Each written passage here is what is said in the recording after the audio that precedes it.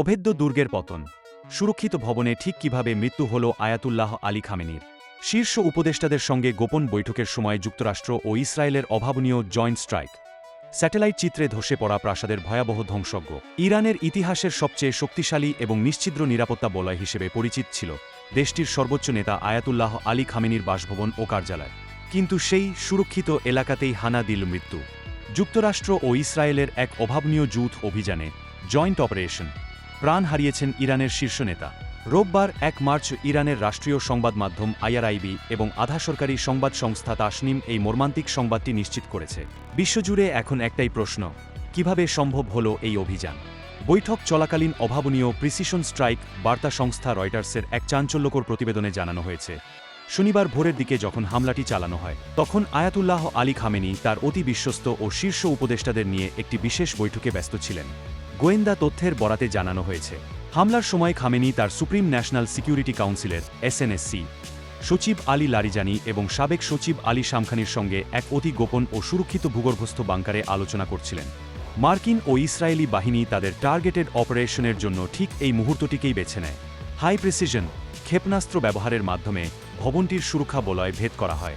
Israeli কর্মকর্তাদের দাবি, এটি কেবল একটি সাধারণ ক্ষেপণাস্ত্র হামলা ছিল না, বরং এটি ছিল এক নিখুঁত ডিক্যাপিটেশন স্ট্রাইক, যার লক্ষ্য ছিল ইরানের শীর্ষ নেতৃত্বকে সমূলে উপরে ফেলা। নিহতদের তালিকায় আরও যেসব শীর্ষ সামরিক ব্যক্তিত্ব অভিযানের ভয়াবহতা কেবল খামেনির মৃত্যুতেই সীমাবদ্ধ নেই। এই হামলায় নিহত হয়েছেন ইরানের ছায়া সরকারের অন্যতম কারিগর ও ন্যাশনাল সিকিউরিটি কাউন্সিলের সাবেক সচিব আলী শামখানি। এছাড়া ইসলামিক রেভলিউশনারি গার্ড কর্পসের আইআরজিসি গ্রাউন্ড ফোর্সের কমান্ডার মোহাম্মদ পাকপোরের মৃত্যুর বিষয়টিও নিশ্চিত করেছে সূত্রগুলো।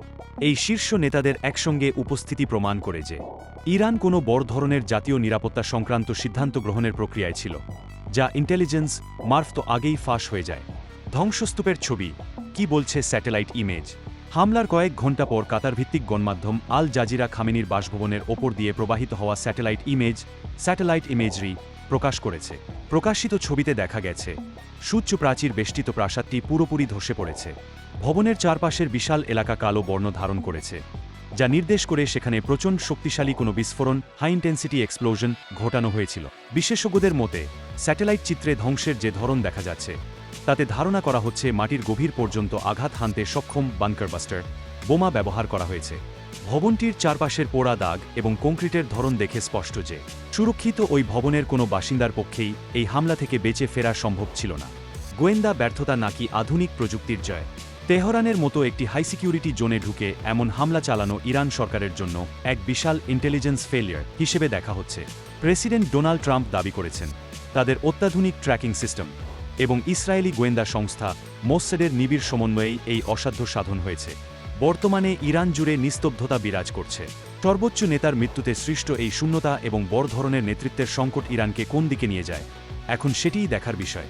আগামী কয়েকদিন মধ্যপ্রাচ্যের রাজনীতির গতিপথ নির্ধারণে অত্যন্ত গুরুত্বপূর্ণ বলে মনে করছেন আন্তর্জাতিক রাজনৈতিক বিশ্লেষকরা।